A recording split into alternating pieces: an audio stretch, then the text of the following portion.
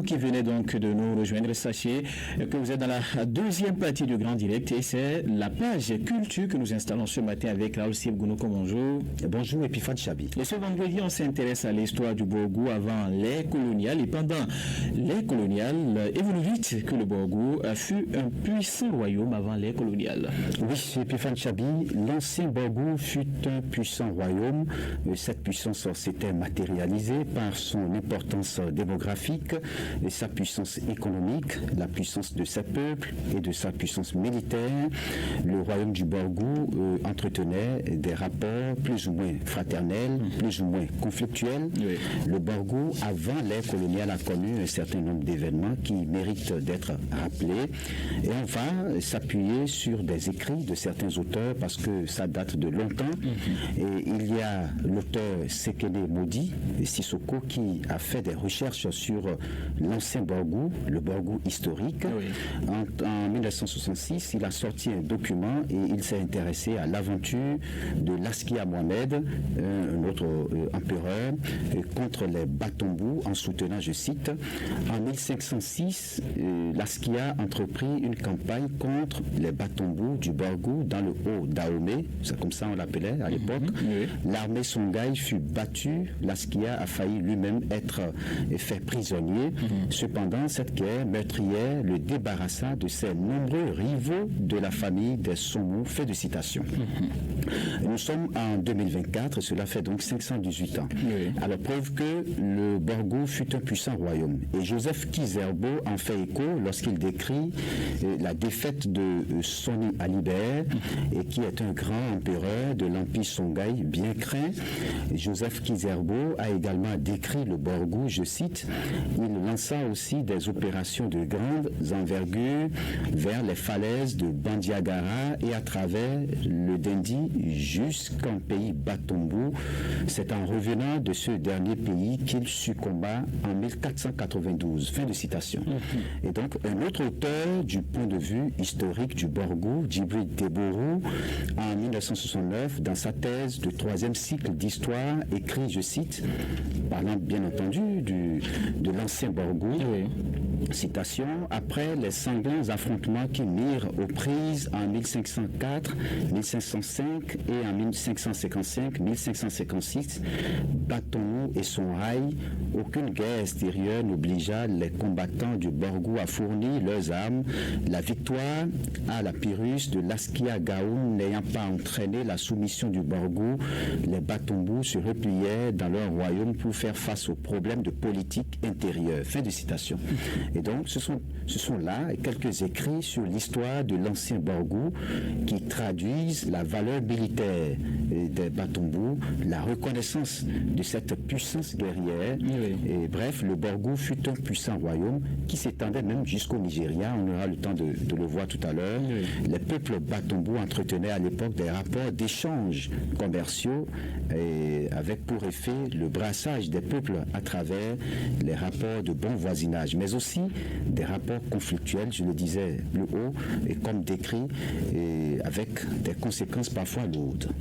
Alors, que savoir du Borgou de l'ère coloniale jusqu'aux indépendances? Oui, le Borgou de l'ère coloniale jusqu'aux indépendances a connu la division entre deux puissances, l'Angleterre et la France, et ces deux puissances, justement, se sont divisées le Borgou à l'époque, oui. Et le professeur Léo Bani-Bigou, qu'on a interrogé sur le sujet, nous apporte dans ce extrait plus de précision.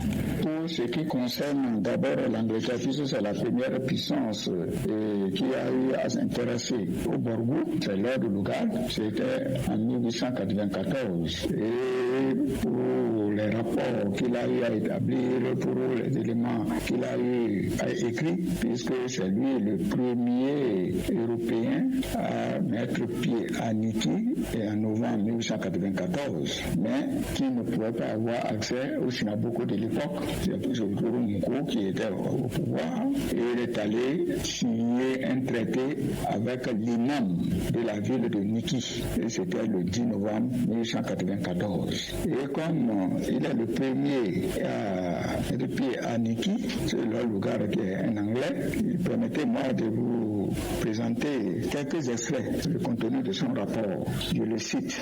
Jamais, comme je l'ai dit déjà, aucun Européen n'avait réussi à pénétrer jusqu'à Niki, la capitale fétichiste de ce peuple étrange.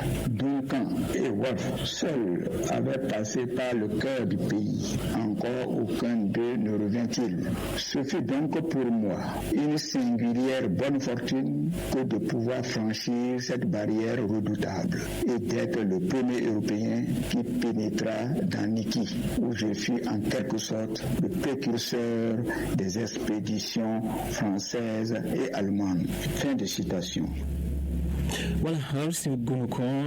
Qu'est-ce qu'on peut donc savoir en ce qui concerne le Borgo actuellement? Oui, donc il faut dire qu'après, comme le décrivait déjà, l'expliquait le professeur, après l'ordre du Lugal en 1894, dans la même année, les Français, après avoir signé des traités avec Béhanzin et autres rois, donc dans la partie méridionale de notre pays, ont fait plusieurs expéditions vers le nord et signé un traité de protectorat avec l'empereur au trône à Niki à cette époque.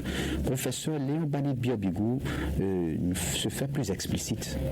C'est en novembre 1994 et précisément le 28 novembre 1994 que la France a réussi à signer le traité de protectorat avec le Sinaboko qui était au trône, Sinaboko Moko, l'aveugle. Comme par hasard, c'est son petit-fils qui est actuellement au trône à Niki, et celui qui a signé le traité au nom de la France, c'est le lieutenant Beau.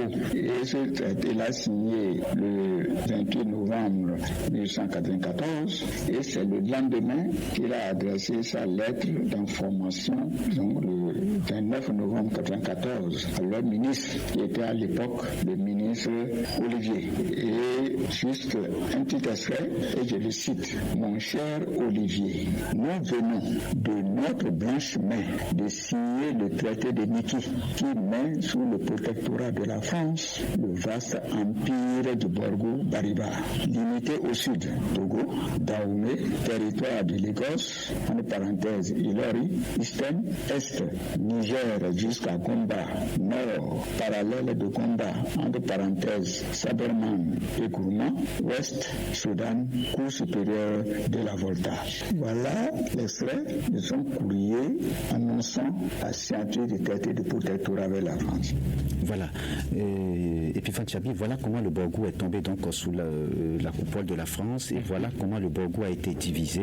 Une partie aux Anglais, une partie orientale, puisque Lord Lugal, qui a quitté l'Angleterre, n'a pas réussi. Il se replie sur le Nigeria et la partie centrale et occidentale sont revenus à la France. Et les frères Batongo du Nigeria, sous la coupole de l'Angleterre, parlent l'anglais et ceux du Borgo central, où nous retrouvons, et parlent français. À l'origine, le Borgo oriental s'étendait jusqu'au Nigeria, enfin dans l'état de Kore State, qu'on appelle le Barutem, local government, voilà, bon, pour parler un peu anglais, voilà, le Borgo central qui comprend aujourd'hui les départements du Borgo et de la Liborie, et le Borgo occidental, à l'époque, qui comprend la Takora et tout le reste.